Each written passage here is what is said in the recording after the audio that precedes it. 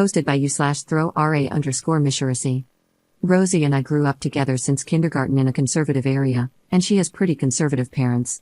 Rosie was very introverted when I met her. It took weeks for her to talk to me at a normal volume. In contrast, I was a very loud and outspoken child, and over the years, it rubbed off on her. Her parents are very nice people and have never said it to my face, but I know they thought, and probably still think, that I'm a bad influence on her. We were in the same school until we were around 14, when she moved away and we lost contact for a while. Neither of us had smartphones back then. We would email every month or so, but she had very limited computer time as well. When we were 18, we got into the same college and reconnected, although we didn't see each other often because her studies were very demanding. We weren't as close as before, but we still talked a couple of times a month. I still considered her an important friend. 2 years ago, she got her first boyfriend, Darius, and it was obvious she had never been happier. I had never met him in person but had only heard good things from her. Her family knew about him and approved of their relationship. But around 2 months ago, she found out that he had been secretly filming their intimate activities and posting them on several adult websites.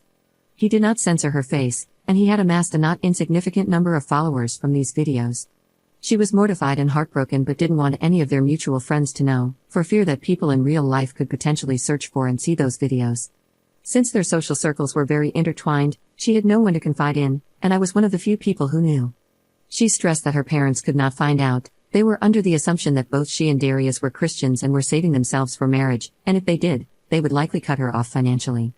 Her mutual friends with Darius did not know what happened, just that she dumped him and it didn't work out.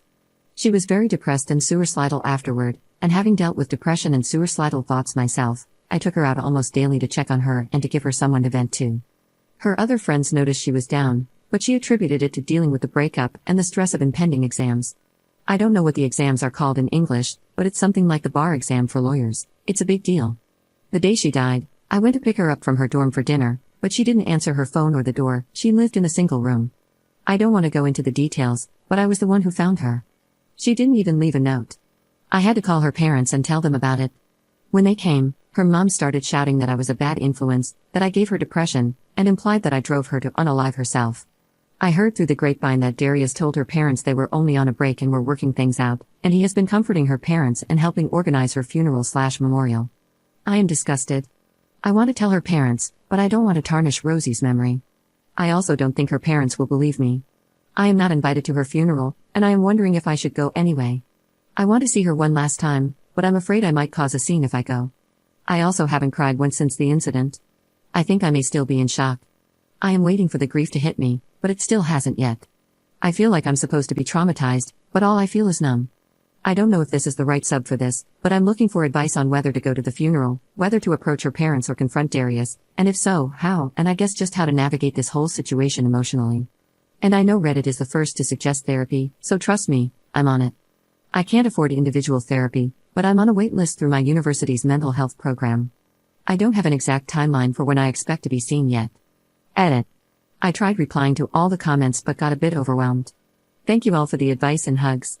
I want to clarify a few things and share what I've decided so far, thanks to all your help. Rosie deleted all the videos she could find when she found out, and we talked mostly in person. I have some texts from her saying how betrayed she felt and how exhausting it was keeping up appearances and pretending to be fine, but nothing concrete. I have decided not to go to the funeral. I want to respect her parents' wishes, and it probably wouldn't end well anyway. I'm working on finding out who else Rosie told. She said she only told 2 other high school friends. I did some IG sleuthing and I believe I found one of them. I sent a message asking to talk about Rosie, but she hasn't responded yet. After the funeral, I want to tell Rosie's parents part of the truth so they can have some closure and kick Darius out of their lives. I want to punch his face in, seriously. I hope to enlist the help of Rosie's other friends who have more credibility with her parents. So far, I'm thinking of telling them that Darius filmed her in the shower without her consent and posted the videos. That way it's 90% the truth, and I wouldn't have to reveal that they had intimacy. I will leave the decision to pursue things legally up to them.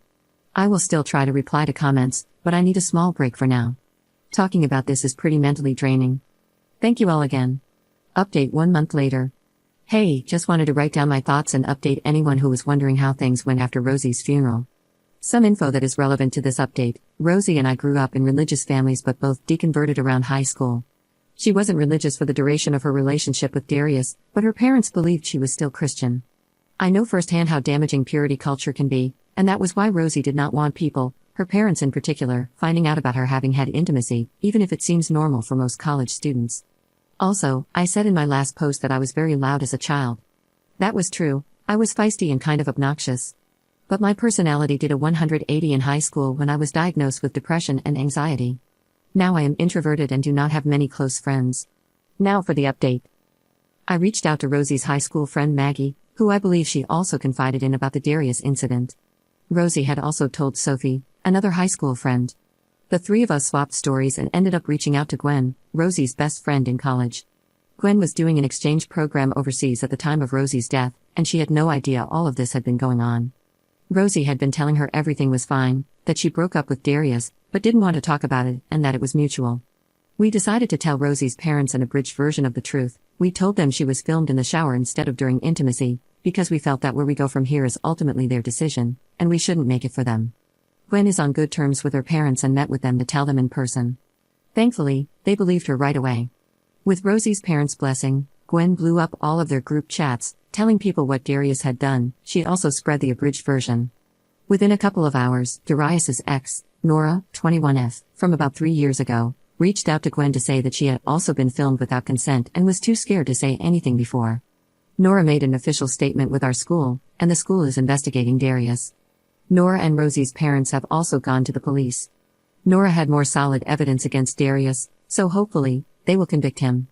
Unfortunately, this meant we had to come clean about what Darius had actually filmed.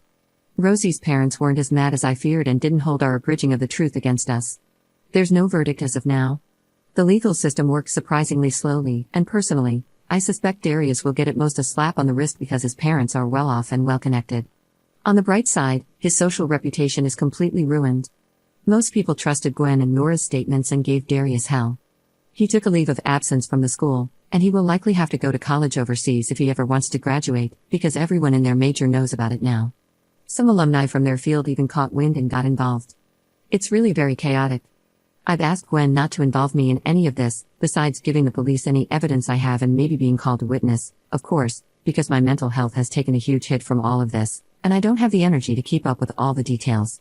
I have asked her to give me any significant updates, though.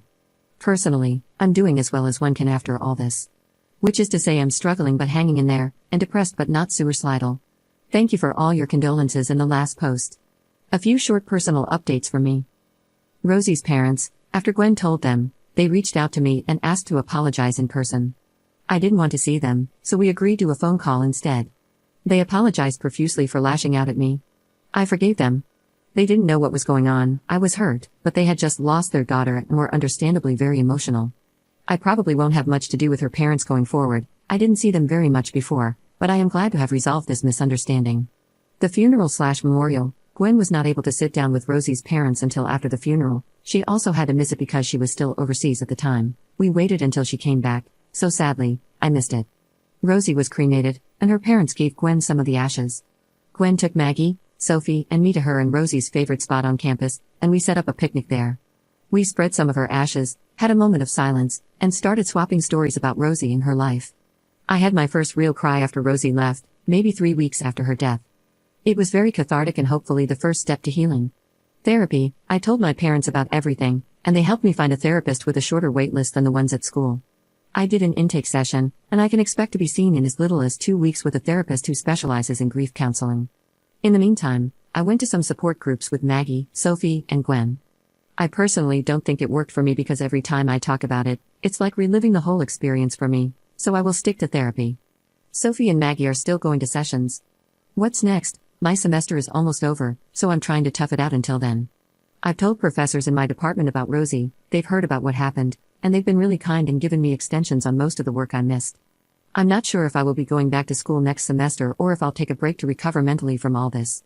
Maggie, Sophie, Gwen, and I have bonded over the shared trauma. Rosie had a pretty consistent taste in friends, lol. We will be keeping in touch and leaning on each other. That's about it from me. Thank you if you've read this far. Typing this out helped.